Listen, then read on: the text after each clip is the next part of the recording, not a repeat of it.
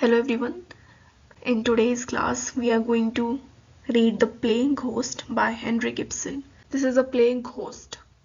And before starting the summary, and basically we are going to know the summary of this play. But before starting the summary, we are going to know about the author, Henrik Ibsen.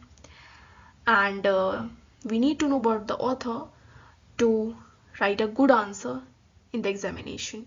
And there are few points about the author, and this is all you need, and this is all you need to know to write an answer. So we have mentioned some points, and this is all you need, and then after writing these points you can just write down your answers. So let's know about the author. This is Henrik Johan Ibsen. He was born in 1828 and was died in 1906. Was a Norwegian playwright and theatre director. Ibsen is considered the world's preeminent dramatist of the 19th century and is often referred to as the father of modern drama.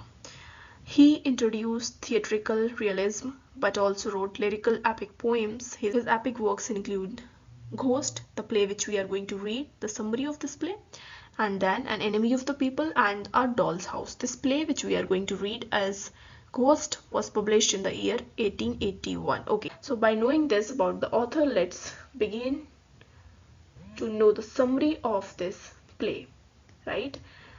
This is the introduction of the play.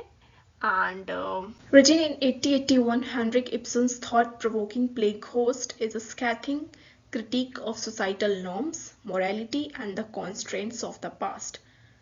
Set in a small Norwegian town, the play revolves around Helen Alving, a woman haunted by the dark secrets and mistakes of her past. As a pioneering work of modern drama, Ghost challenges conventional notions of morality, family, and identity, posing profound questions about the human condition.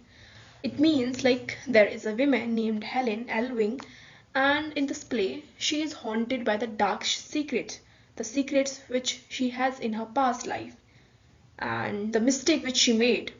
So she was haunted by it. She was traumatized by it. And also this drama Ghost, what it challenges the morality, the family, and the identity, posing profound question about the human condition. The title Ghost, what is the meaning of this title? Is there a real ghost or anything else? So let me tell you first, before starting the play, that the title Ghost doesn't mean that there is any supernatural power or is there any real ghost in the novel. There is nothing like that. The title means the past events, the decisions, the actions which haunt the present. The present life of whom? The present life of Helen Alvin. The ghost of the past can take many forms, include guilt and shame, social convention, unresolved conflicts, right? So basically the title Ghost is not the real ghost, but it is the trauma, it is the memories, it's the mistakes which haunted the this lady Helen Alving. Like a ghost, these past mistakes, these dark secrets were stuck with her in her mind, and they are not leaving her. So that's why she considered them as a ghost, which is always with her, right? So let's move on further and let us know about the play. Let us know about the summary and what is in the play and all. So one thing is clear, that it's not about the real ghost, it's about the the dark secrets and the mistakes which were made in the past. There are some characters, so let us know the characters first, then we will be moving forward in the novel itself. So the first character is Mrs. Elving, the second character is Captain Elving, and then there is Pastor Manders, then there is Oswald Elving, Jacob Engstrand, Regina Engstrand, and Johanna. So these were 7 characters in the novel, and let me explain you these characters. Mrs. Elving, she is a wife of Captain Elving, and Oswald Elving is Mrs. Elving, Captain Elving's son. Pastor Mendon is a priest, and Jacob Engstrand is a carpenter, and Regina is a maid in the house of Mrs. Elving, and Johanna is also maid in the house of Mrs. Elving.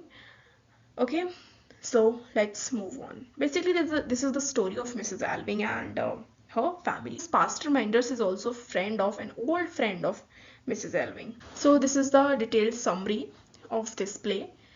The story begins with Mrs. Elving, who wants to build the orphanage in the memory of her late husband, Captain Alvin.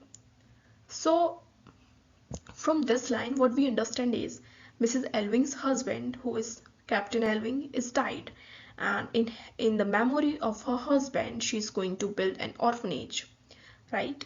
Then there is Pastor Manders, who is the priest and also close old friend of Mrs. Elving. When Pastor comes to meet Mrs. Elving, she tells him her life story, how it was with her husband, Mr. Elving. So when her old friend Pastor Mendes come to visit her, like she's building an orphanage on his 10th anniversary. So at that time she tells Mr. Mendes that uh, her married life with her husband is not happy. She is doing all this, building an orphanage in the memory of her husband, but she was unhappy in her marriage. Even at that time, she tries to, before her husband's death, she tries to escape from this marriage and wants to get refugee with Pastor Mendes. But he denies and asks her to go back to her husband and fulfill her wife's duties. She has a son named Oswald who lives far from her as she sends her son away not get any habit of her husband. Right? So basically, this is like Mrs. Alving was building the orphanage in the memory of her late husband, and then the priest comes and she tells him, okay, that she was not happy in her marriage.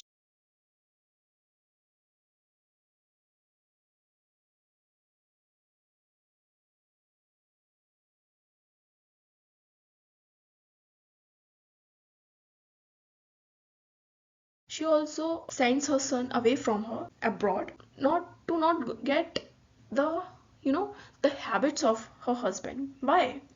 Because her husband is not a good person.